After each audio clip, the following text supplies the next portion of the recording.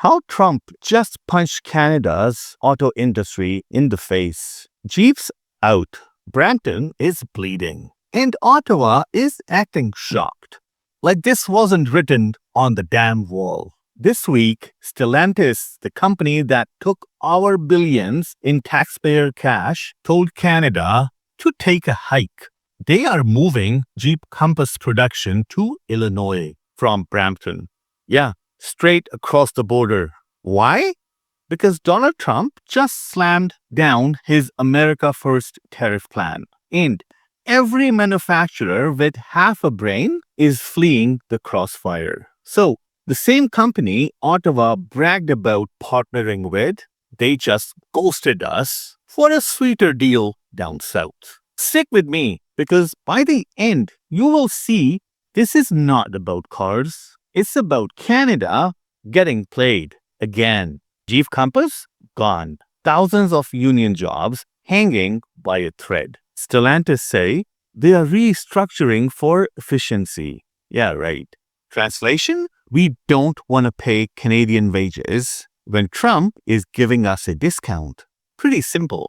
Let's be clear. Canada paid Stellantis to stay. The feds in Ontario threw billions in subsidies to keep auto plants alive after COVID. Now they are packing up, moving to Illinois, and telling us to trust the free market. Ontario Premier Doug Ford's furious. He said, quote, if Stellantis walks after taking public money, we will fight back with tariffs. But he won't. You know it. I know it. Ottawa will wag its finger, issue a stern letter, and call it strategic patience. That is what happens when you tie your economy to a neighbor who is rewriting the rules every week. Trump's $13 billion investment package is basically one giant screw you to Canadian industry. It's not just Stellantis. It's the whole supply chain. Steel, auto parts, aluminum. Anything stamped made in Canada just got downgraded. And it's working. Factories are already packing their bags. Investors see the writing on the wall. America is closing the club.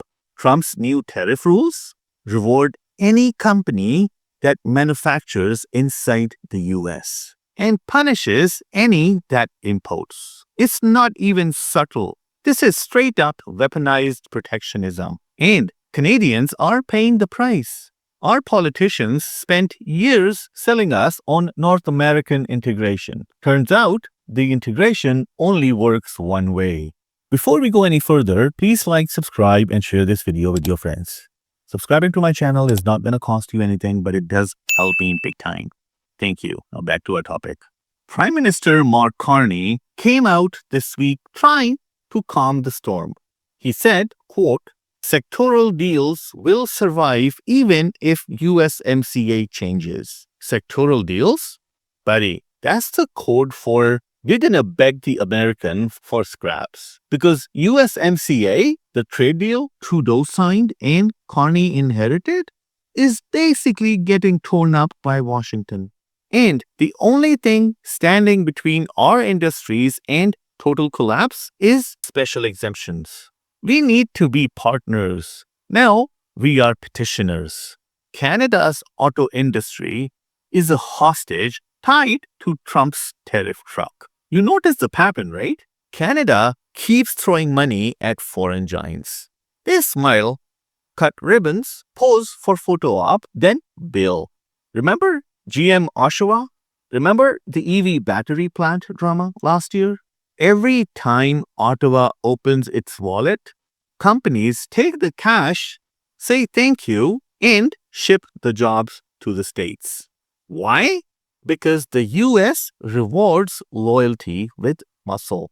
Canada rewards betrayal with press conferences. This is how a country loses its manufacturing soul. We subsidize our own decline.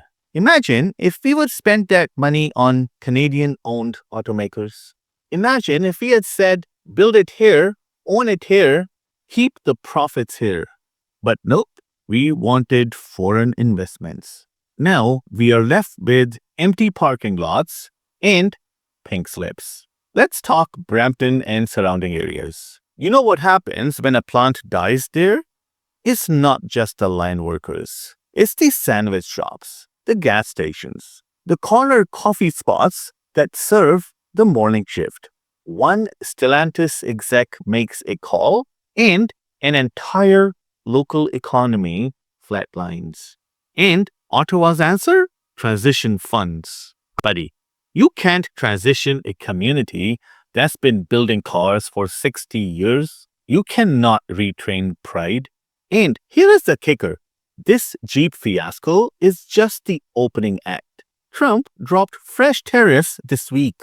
10% on Canadian lumber, 25% on finished wood goods, and whispers of more sectoral adjustments, which is DC's code for "we are coming for your exports next." So, between lumber, auto, and steel, Canada's entire manufacturing backbone is under siege.